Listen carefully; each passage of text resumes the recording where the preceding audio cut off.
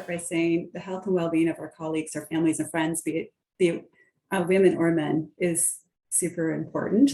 But being a man or a woman has significant effect on our health in different ways, both for biological and gender reasons. And there are knowledge gaps as it relates to women's health, in part attributed to clinical and medical research, which has been predominantly leaning towards men historically, and may not have engaged women at all in that research. An example could be cardiovascular health. That's really near and dear to our family. My brother had a heart attack 3 years ago. He was fine. He was at the gym, had the classic heavy pressure on the heart, called 911, went off to the hospital, which was great. What I learned is now my risk is double because my siblings had a heart attack, and how I might experience it is different than how my brother experienced it. I may not feel the chest pain at all. It may feel like a sore neck. It may feel like a sore arm. It might feel like a sore back. I might have a really bad day at the gym, and it could be just that and not a heart attack. So it's a little scary for me.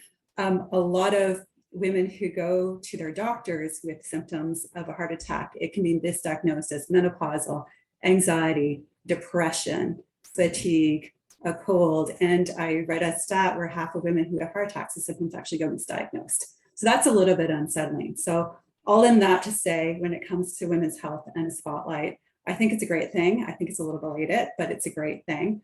And anything where we're empowering our healthcare providers, our physicians, women with knowledge and information to take care of themselves and their health is a good thing. I think that's fantastic, long overdue. And certainly it's so critical to our country, to our economy, to families, and ultimately to women's ability to make contributions in ways that are important to them.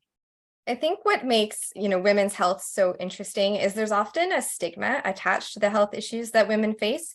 People can be uncomfortable talking about things like menstruation and menopause, but it really does go beyond reproductive health. The gender health gap exists to virtually all aspects of women's health. So, heart health, as Carmen mentioned, mental health, and beyond.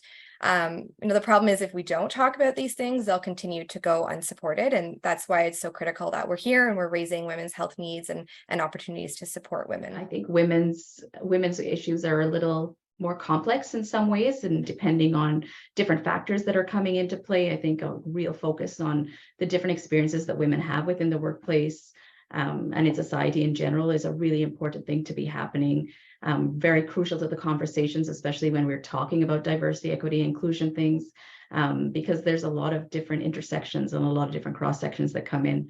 So even when we're talking about mental health issues, there's a lot of different complexities, a lot of different layers that need to be examined a lot deeper and a lot further. So I think now is the best time to continue these conversations and to get a lot deeper into how we're starting to deal with these and figuring out the best strategies to deal with. As was said, it's long overdue that we have this focus on women's health issues. But I was starting to wonder why we're seeing some more discussion of it recently. And one thing that occurred to me is, as a result of the pandemic, I think we all know the pandemic really had a disproportionate impact on women, and particularly women in the workplace.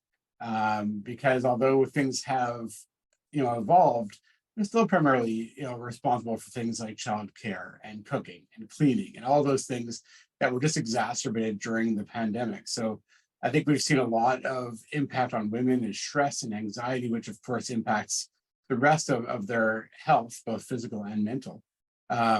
So I'm seeing in the workplace, I'm seeing a lot more medical leaves, and I'm seeing a lot more constructive dismissal claims. But it all sort of gets back to the impact on women's health, which has been really, really severely impacted, through the pandemic. And I don't know if we can say we're now post-pandemic, but whatever state we're in, we're certainly seeing the impact on women in particular.